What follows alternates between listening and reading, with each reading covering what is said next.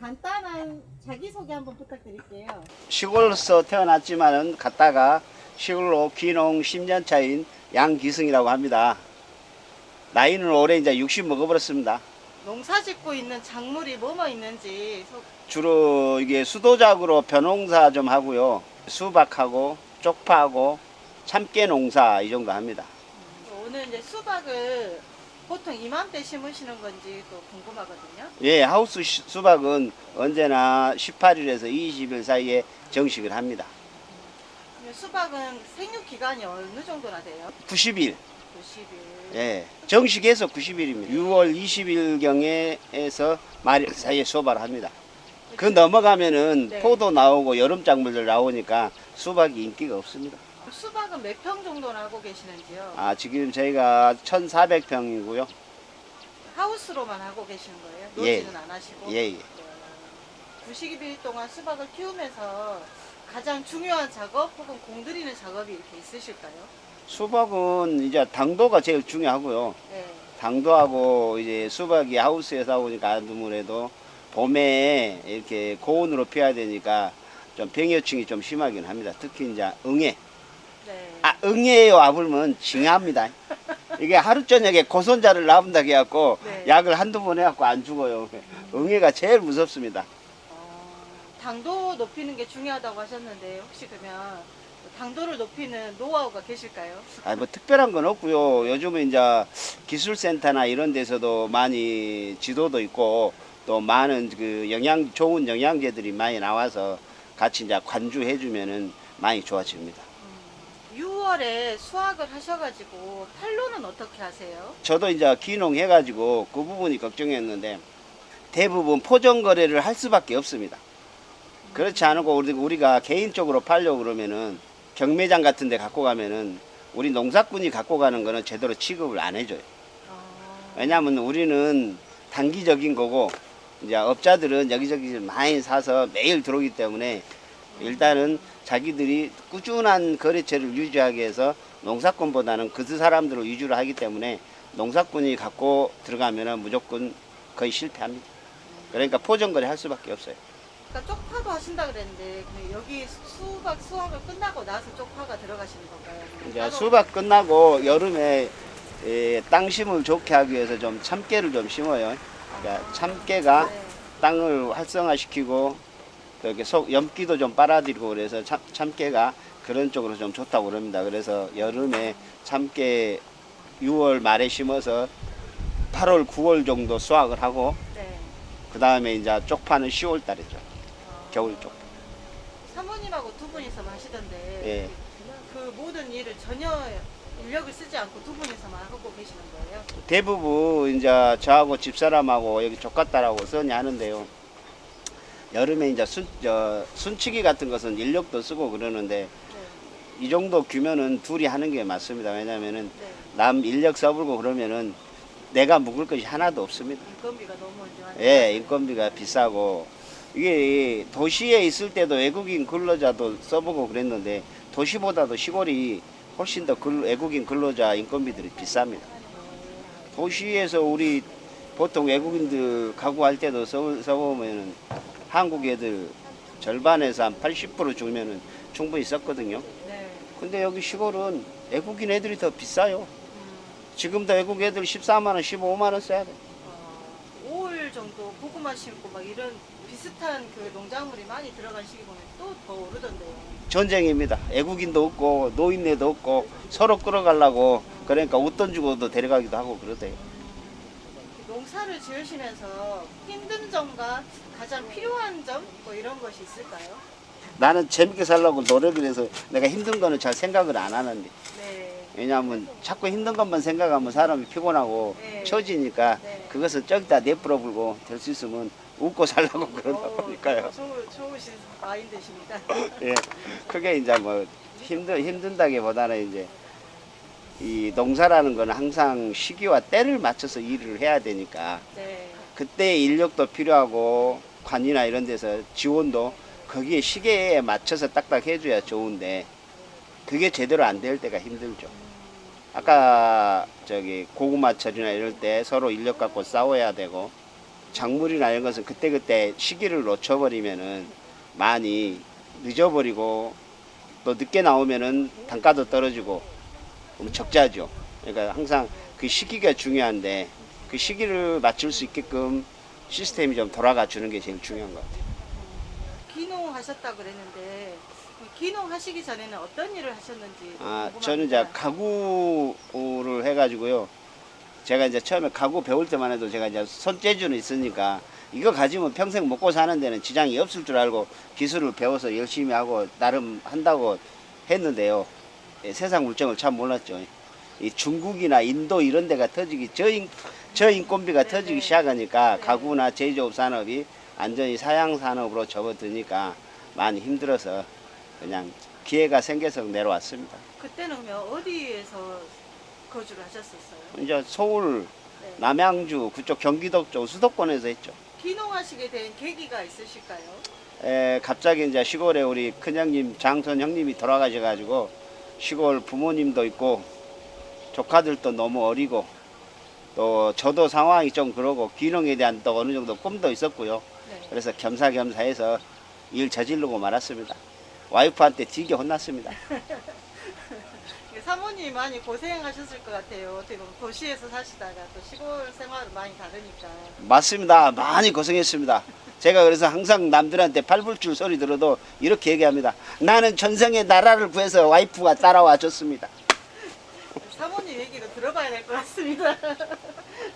와서 귀농해서 도와준다는 게 네. 같이 옆에서 있어만 주는 게 겁나 힘이 됩니다. 그렇지 않으면 저 이 생활 못합니다. 네. 지금 신북에서 그 다양한 활동을 하고 있으신 걸로 알고 있거든요. 어떤 활동들을 하고 계신지. 저도 이제 도시에서 있다 보니까 농민회가 뭔지 말만 들었지 어떤 활동을 하고 있는지도 몰랐는데 갑자기 우리 형님이 큰형님이 돌아가신 분이 그런 활동을 한지도 몰랐거든요. 말도 없어서. 네. 근데 돌아가시고 많은 손님들이 와서 이것저것 물어보니까 농민회 활동도 하시고 활동을 하셨다고 그래서 처음에는 궁금해서 한번 와봤어요. 네. 근데 이제 막상 와보니까 이게 지역사회에 살면서 같이 돕고 살고 나누면서 살고 서로 이게 협동한다는 게 참 좋더라고요.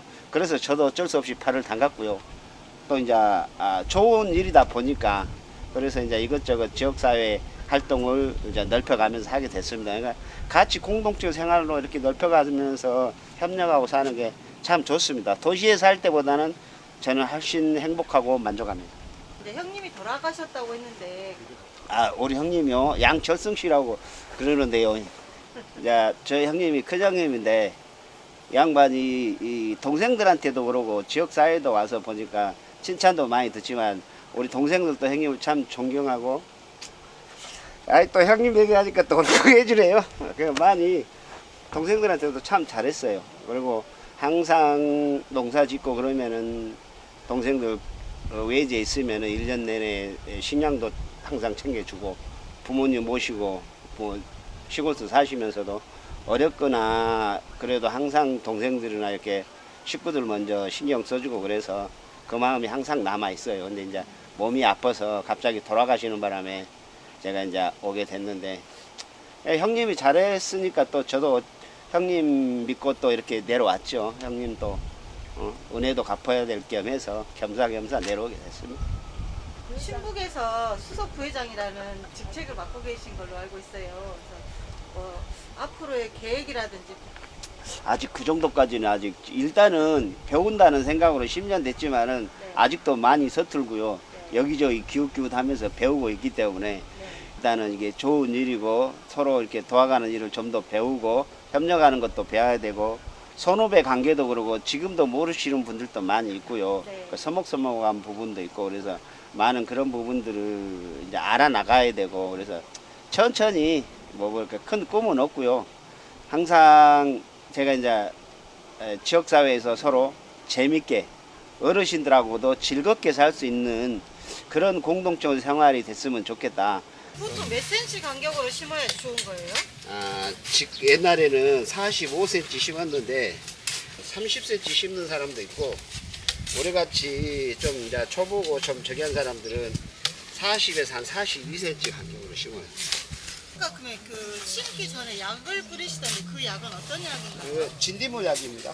진딧물도 따뜻하면은 극성을 부리는 거라 열흘 간격으로는 줘야 됩니다. 모종값이 좀 올랐다고 들었거든요. 얼마 정도나 올랐어요? 작년 같은 경우는 네. 한 노목당 400원, 네.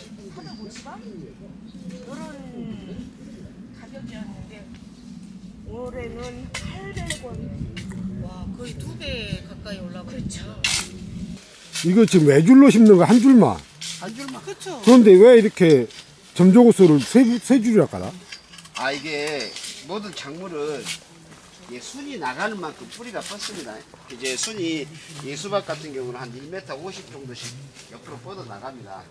뿌리가 그 끝에까지 계속 가는데 이 한 군데에서만 계속 물을 주고 영양제 주면은 뿌리가 굵어져 갖고 노후화되잖아요. 모든 작물은 들어보니까 이제 교육을 받아보면 이 잔뿌리가 늘 새뿌리가 나고 잔뿌리가 많이 나와야 좋다는데 그러니까 거기에 시기에 맞춰서 처음에 키울 때는 첫 번째 선에다가 물이나 영양제 주고 갈수록 두 번째, 세 번째를 이렇게 놀아서 주죠. 신랑분이 잘해주시나요? 아까 신랑이요? 잘해주신다고 막 그러던데. 아, 네. 잘해줄 때는 잘해주는데 네. 속상하게 할 땐 또 속상하게 하신가요? 사는 게 다 똑같지 않나요? 원래 고향이 어디신지 궁금해요. 저는 원래 고향은요. 네. 무주. 아, 무주, 전북. 네.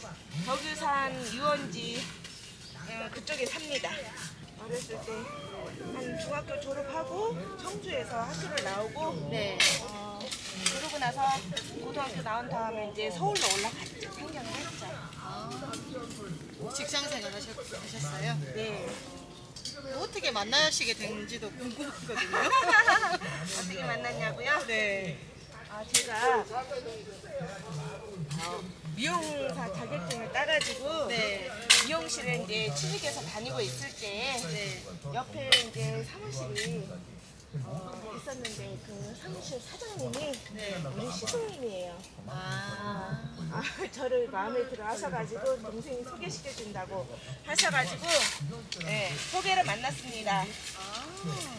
그때 보면 도심에서 오랫동안 생활하셨는데 시골에 내려와서 농사를 짓고 사시는 게 쉬운 일은 아닐 것 같아요. 맞습니다. 제일 또 애로사항이 혹시 뭐가 있으신지. 도시는 조금만 발길만 닿으면은 편의시설들이 많이 있어요. 여기는 나가려면은 일단은 맞아요. 차가 있어야 돼요. 차가 없어요. 뭐 버스 타고 다니면은 버스 기다리는 시간도 한참 너무 오래 걸리고 네. 그게 너무 싫었고 일단 문화시설이 너무 안 돼 있고 네. 또 뭐 병원이며 또 뭐랄까 마트며 이런 데 너무 멀리 떨어져 있어서 참 그런 부분에 아쉬운 부분이 너무 많았어요. 아니, 차 아직 안 사주셨어요? 차는 사줬는데요. 네. 그때 당시 내려올 때는 제가 없었어요. 그래서 시골에 이제 살면서 네. 차가 필요하다. 네. 운전면허는 미리 따놨었죠. 네. 10년 전에. 그래서 여기 내려오면서 이제 운전을 이제 연수받고 그리고 이제 운행하게 됐죠. 아까 말씀 들어보니까 조카들도 이렇게 같이 키우고 계신 걸로 알고 있는데 네네. 힘든 거나 어려운 점은 따로 없으신가요? 없겠어요. 아니 자식 키울 때도 네. 어렵고 힘들고 속상하고 괴로운 일들이 많은데 네. 하면서 조카를 하면서 같이 키우면서 그런 애로사항이 없겠습니까? 네, 저도 많이 그런 부분에 또 부족한 부분도 많이 있고 네. 그런데도 어떻게 하겠어요. 또 안쓰러움도 마음도 들고 끝에까지 쭉 당겼어. 자, 이렇게 덮는 거예요. 이렇게. 아하. 자, 그쪽도. 근데 이거 덮는 작업은 언제 하시는 거예요? 오늘 바로 하세요? 이거 다 신고 이제 바로 하죠. 바로. 저녁에 추우면 안 되니까. 네. 옷을 막 야 뭐하냐 그거는 못 채우고 그게 아니고 떨지 마세요. 단추가 있어가지고. 형님도 머시매라고 지금 떨고 있냐? 아까 형수님한테 잘한다던디 형수님 옆에서 조용히 개뿔 그러던디. 아, 근데 그렇게 얘기하면 안 돼. 나는 항상 우리 마누라한테 잘해야지. 어?